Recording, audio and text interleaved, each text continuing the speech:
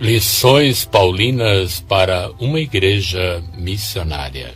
Na passagem do livro dos Atos dos Apóstolos, encontramos o discurso de Paulo dirigido aos responsáveis da igreja de Éfeso, um discurso de adeus. O apóstolo Paulo, assim como Jesus, o Divino Mestre, quando da iminência da sua partida, reúne os discípulos, recorda o que fez e disse, confia aos seus o cuidado da comunidade e o prolongamento da sua missão.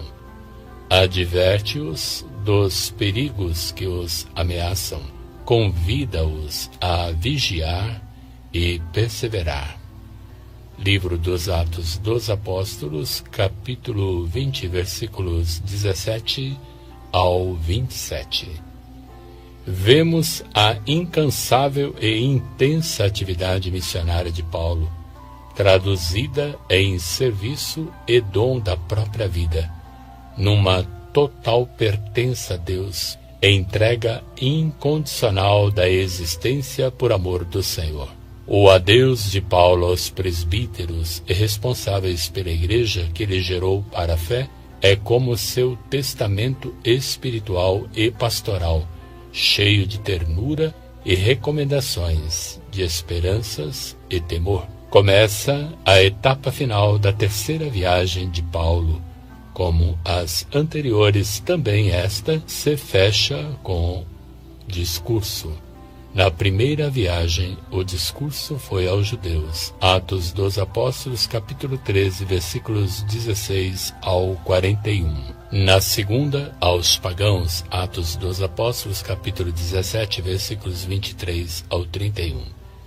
Nesta terceira, o discurso se dirige às lideranças aqui representadas pelos anciãos da igreja de Éfeso. É uma despedida que faz memória e apresenta um testemunho de vida. O apóstolo olha o momento presente afirmando que não sabe o que espera por ele em Jerusalém. Por fim, prepara sua substituição. Dá as últimas instruções e relembra aos anciãos que eles foram colocados pelo Espírito Santo como guardiães do rebanho. Entre as recomendações, destaca-se não cobiçar nada de ninguém, dar testemunho verdadeiro e ajudar os fracos. Lucas relembra aos líderes cristãos das comunidades de sua época que eles são os sucessores de Paulo e devem levar adiante a missão dos apóstolos. Com o apóstolo Paulo, aprendemos que servir ao Senhor exige doação total, exclusiva, incondicional e contínua, em fidelidade constante. Por isto, é uma fonte de liberdade. A atividade deste revela que sua missão não foi sua opção, mas fruto de uma eleição da comunidade. Uma confiança que vem do próprio Senhor, como ele mesmo afirma, a missão que recebi do Senhor. Atos dos Apóstolos, capítulo 20, versículo 24.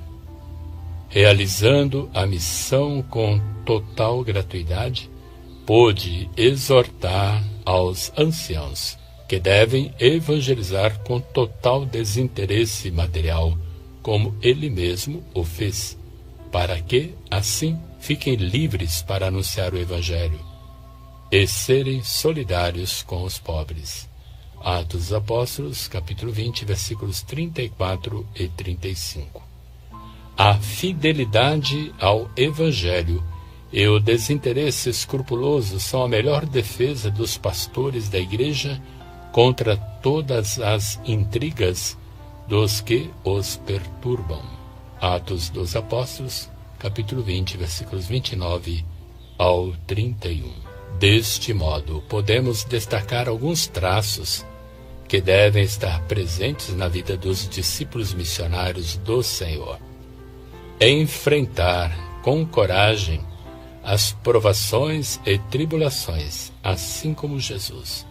Ter a consciência de que o ministério apostólico não tem êxito garantido no sentido que não está imune ao sacrifício e até mesmo do martírio. Estar preparado para a possibilidade de desertores e quem o renegue, assim como o próprio Senhor teve em seu grupo um que o traiu e alguns que desertaram em fuga, no momento crucial, no momento da prova, do flagelo e da morte na cruz. Ter a humilde confiança de que por mais que tenhamos feito, é ainda nunca bastante pelo que Deus fez e faz por amor em favor de todos nós, confiando plenamente no justo julgamento que será feito por Jesus. A missão que Deus nos confia tem uma motivação trinitária. A missão vem do Espírito e diz respeito à Igreja que Deus Pai conquistou pelo sangue do seu Filho. Viver uma relação profunda de comunhão, amor e ternura com a comunidade que lhe foi confiada. Ser vigilante para não se fragilizar diante das dificuldades. Coragem para suportar os momentos e acontecimentos adversos, ventos contrários e confiança na palavra de Deus precisam estar sempre presentes, inseparavelmente, na vida dos discípulos missionários.